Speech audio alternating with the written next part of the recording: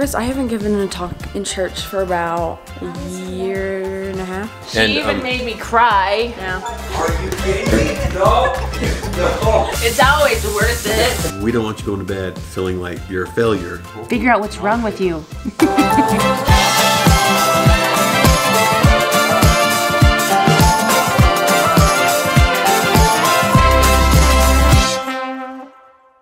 All right. Who's ready for church? Me. So we get to go to church today, every Sunday, right? And the unique thing about our church is that it's interesting that we get to be part of this today, but interesting about our church is we don't have like a priest or someone who goes up and gives us a sermon every Sunday, the same person. It's actually the members that do the speaking. So they are assigned, certain members are assigned each Sunday to get up and speak. Well, guess who got asked to speak today? You. Me and, that's too short. Me and? Allie and? Mommy. So You're the three speakers. we get to speak in church today. So we've prepared talks and it's really only about 10 minutes each. Allie's about 5 minutes. But we get to speak about the things that we learn by reading the scriptures and doing the things that we're asked to do. So it's kind of fun. It's also can be very nerve-wracking. Just like tying a tie in the reflection of a camera. But I think I did it. Woo! How's my tie? Does it look good? How's my tie? I'm a vampire. Is it good? It's good. I'm a vampire. Daddy already talked about this, but I am also giving a talk today. And I'm a little nervous. I haven't given a talk in church for about a year and a half. The nice thing is my talk, I only have to do a 3 to 5 minute talk, and I timed myself reading it yesterday, and it's 3 minutes and 30 seconds. So he said 3 to 5 minutes, so that's what it's at. And Mommy and Daddy have to do 10 to 15. Why mine is shorter than theirs is because I'm the youth speaker, and so I go before them and I just like start them off. All right, back from our talk, and we're all celebrating with food. And I'm going to eat a ding dong because I think it went well. Can I have some Allie did an awesome job with her talk. How do you feel about it? cupcake? I feel like it was good. Johnny did an awesome job on his talk. Sarah did a great job on her talk. How do you think it went? Good. I winged a lot of it because my paper printed out teeny tiny, but And you can't see? It was actually pretty good. It was really good. I really liked it. She even made me cry. yeah. But it's okay because there was a tissue in the hymn book. Yeah, so it turned out really well. It turned out actually really well. The choir sang. There's no more. We had a what we call a convert baptism yesterday, which means somebody joined our church that lives within our boundaries, and he was confirmed today at church, which doesn't happen very often, at least here where we live. So incredible, so powerful, so fun. And so he joined our church, and he was just all smiles and just feeling the Spirit. It was just so cool, and it was cool just to see.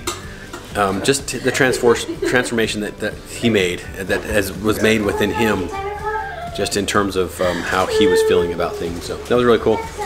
But it's done. It is done now, and it was exciting, and it was good to have my mom there, and Sarah's dad, and stepmom, and it's always good to have family support. So what? Branson just made me stab my hand with a cactus. Why would you do? I was handing her a napkin and she like went to swing and grab it. And Not get even. her hand He was on. doing this whole thing, and I went to grab it, and he went like and pulled it back right when I hit the cactus. Just not my finger. It fell off. See guys, it fell off.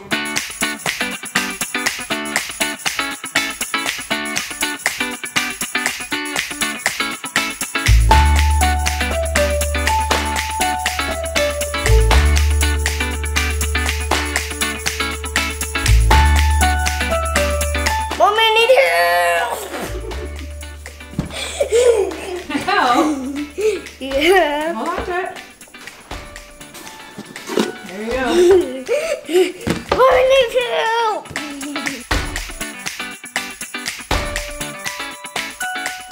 Oh, I'm just gonna sit here for a minute. It's so cold in our house, but we have to keep it cold so we can take a nap. I'm not going to show you guys, but I have total armpit tacos. Is that what they're called? I just have sweaty armpits. So Sarah's cold and I'm over here sweating to death. But It's summertime and it's only, what, it's maybe got to a high of 80 a couple times so it's far. not 80 out there right now, not even close. It's been so cold. Yeah, so I'm excited about brownies and nap.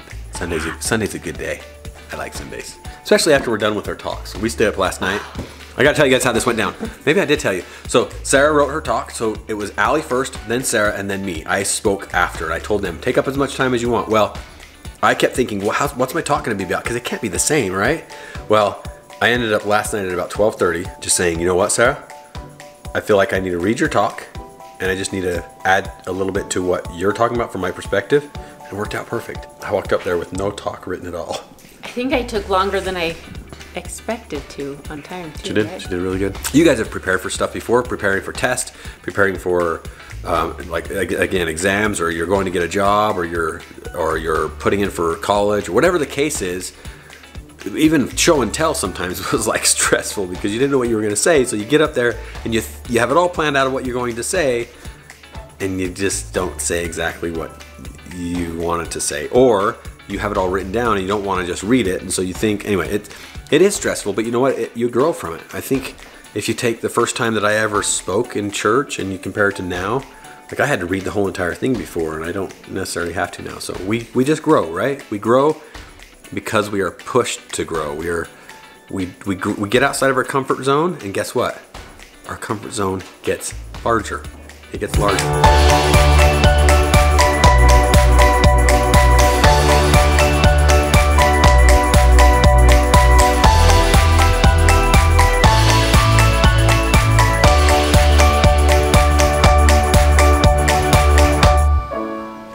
What was that? What?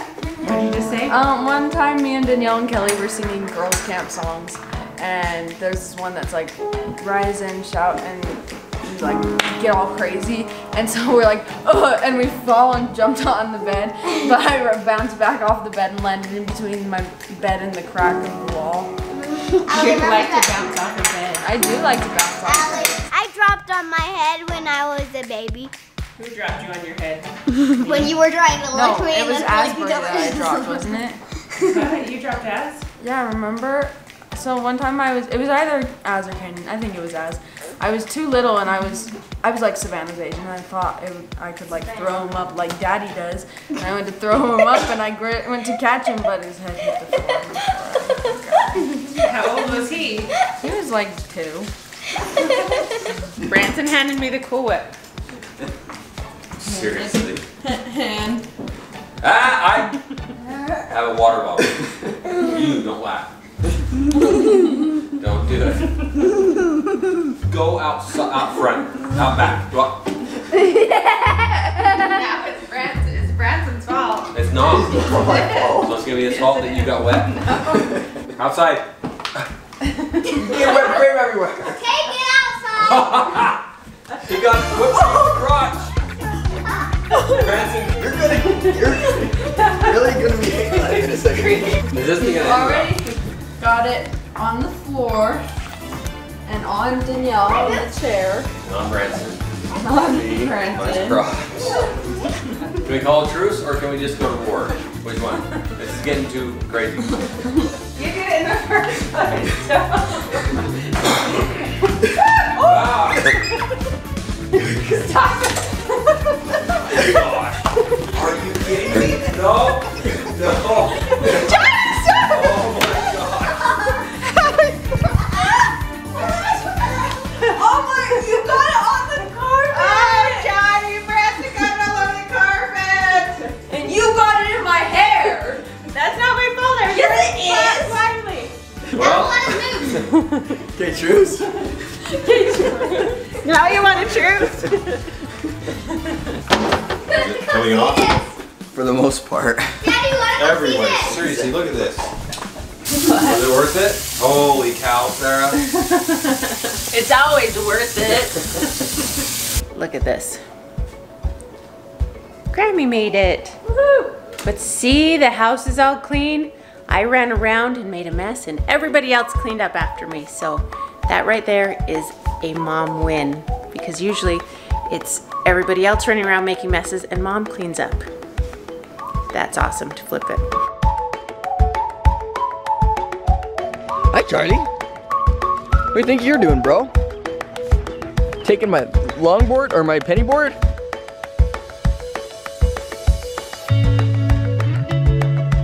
Here we go. 1, 2, 3. Oh, that is such a good one. Whoa. You want to try it? Ready, take it.